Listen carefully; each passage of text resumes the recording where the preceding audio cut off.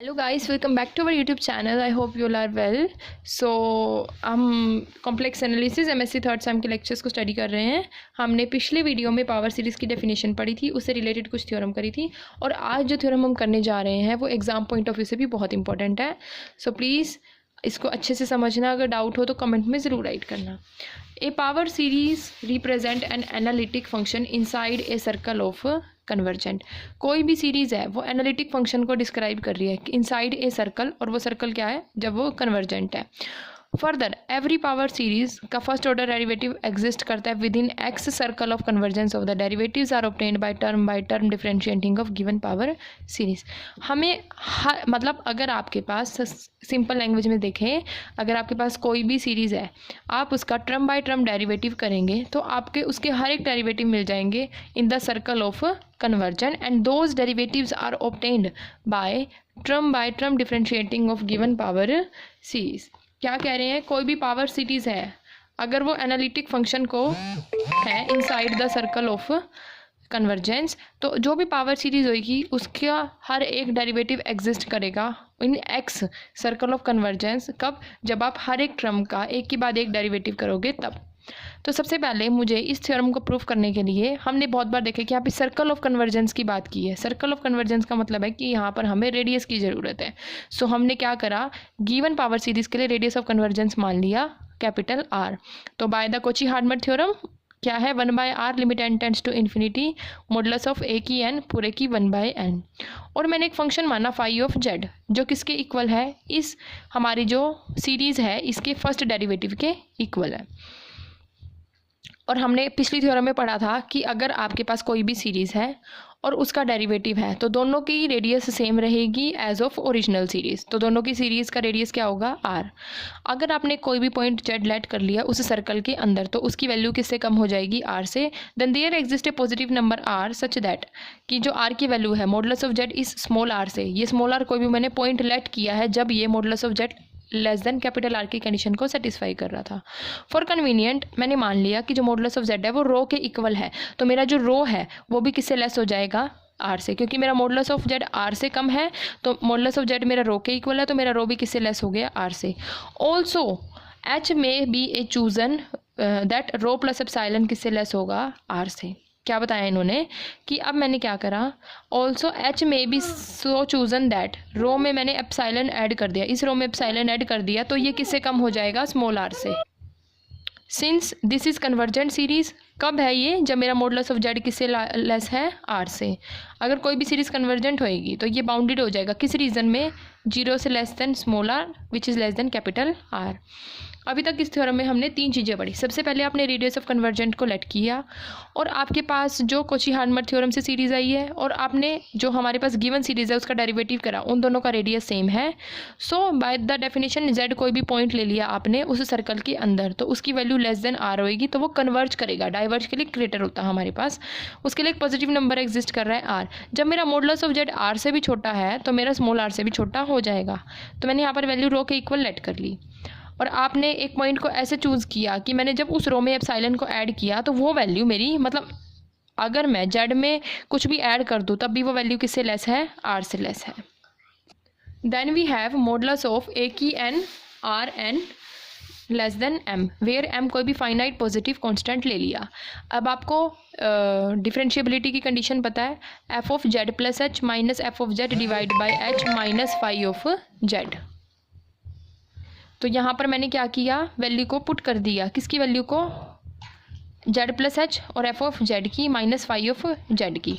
Phi of Z की value क्या थी, first derivative N, z minus 1 की एन, ए की एन। तो यहाँ से ए की एन कॉमन ले लिया, यहाँ से क्या बना, जेड प्लस एच की पावर एन माइनस जेड की power n divide by H.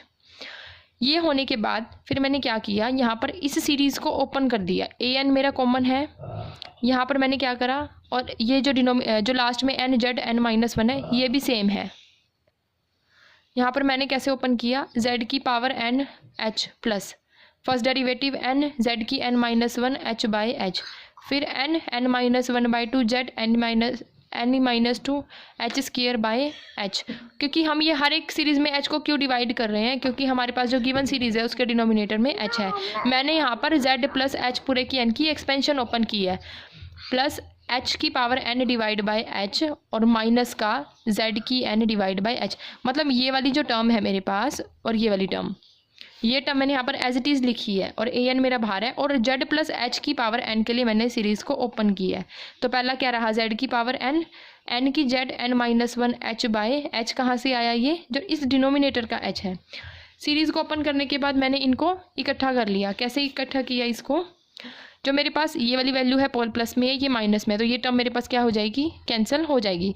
अब यहाँ पर क्या बचा, एन माइनस वन बाय, अब यहाँ पर जो ये एच से एच कैंसिल, ये वाली टर्म से ये वाली टर्म कैंसिल, तो क्या सीरीज़ बची, एन की N minus one by two modulus of Z की N minus two H fact H क्यों, क्योंकि एक एच से एच कैंसिल हो गया मेरे पास, up to H modulus of H N minus one, ये मेरे पास बच गया। अब मुझे पता है क्या, ये वैल्यू एन ज़ीरो से इन्फिनिटी चल रही है। फिर मैंने इस इक्वेशन में क्या करा, फिर मैंने इस स्टेप में लिख देती हूँ मैं, मल्टीप्लाई डिवाइड करा आर एन के साथ और एच को किससे रिप्लेस किया, एप्साइलन से, और मॉडुलस ऑफ जेड को किससे रिप्लेस किया, रो से। अगर मैंने यहाँ पर क्या बनता, ए की एन आर एन, सॉरी ये नीचे है, डिवाइड बाय आर की एन, और यहाँ पर साथ में एप्साइलन से भी मल्टीप्लाई और डिवाइड किया है, तो मेरे पास क्या बनता, ये ए एन आर एन मेरे पास किसके इक्वल है, एम के इक्वल है, तो यहाँ पर इसलिए मैंने एम पुट कर दिया, डिवाइड बाय आर की पावर एन एप्साइलन, जेड की जगह रो, एच की जगह एप्साइलन, एच की जगह एप्साइलन, हमारे पास इक्वेशन बन गई। अब नेक्स्ट स्टेप में हमने क्या किया हुआ है, n minus one by two rho n minus two epsilon का स्क्वायर प्लस एप्साइलन एन, क्योंकि एक बाहर एप्साइलन था इसलिए हमने इस वैल्यू को ऐसे राइट आउट किया है कि मतलब ये एप्साइलन मेरा अंदर जाके डिवाइड में है, तो यहाँ पे मैंने एम बाई एप्साइलन को तो कॉमन ले लिया और इस इक्वेशन को जब मैंने सॉल्व किया तो क्या बना, रो प्लस एप्साइलन की एन माइनस रो की N minus N row n minus one epsilon.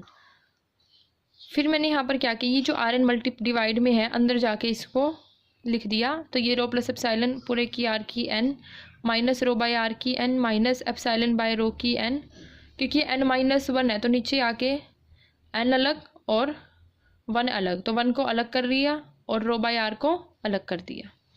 We have to find the sum of the given series. जब मैंने इस सीरीज़ का क्या करा, सम करा, rho plus epsilon by r पूरे की एन, स्क्वायर फिर स्क्वायर से क्यूब, ये एक जीपी बन गया। जीपी को क्या लिखते हैं, one by one minus given का सम, तो यहाँ पर मैं एलसीएम लूँगी, one by r minus rho plus epsilon divide by are, तो ये आर ऊपर चला जाएगा, ये क्या बनेगा, r divide by r minus rho minus epsilon. अब भी हमने निकाला था rho plus epsilon by r पूरे की एन, अब हम निकाल रहे हैं सिर्फ रो बाय आर के लिए, तो वो सेम बनेगा, सिंगल वैल्यू उसका स्क्वायर, और यह वैल्यू मुझे जीपी की फॉर्म में क्या मिलेगी, r divide by r minus rho, वहाँ पे माइनस एप्साइलन था, एप्साइलन को हटा दिया क्योंकि यहाँ पर वैल्यू हम सिर्फ रो बाय आर की फॉर्म में ले रहे हैं। अगर मैं इन वैल्यू का सम करूँगी तो क्या बनेगा, एन रो बाय आर की पूरे की एन। फिर मैंने यहाँ पर क्या किया, इस इक्वेशन में फिर मैंने एक एस की वैल्यू निकाली, rho by R plus two rho by R का square plus three rho by R का cube up to so on, और इसको मैंने मल्टीप्लाई और डिवाइड कर दिया रो बाय आर से।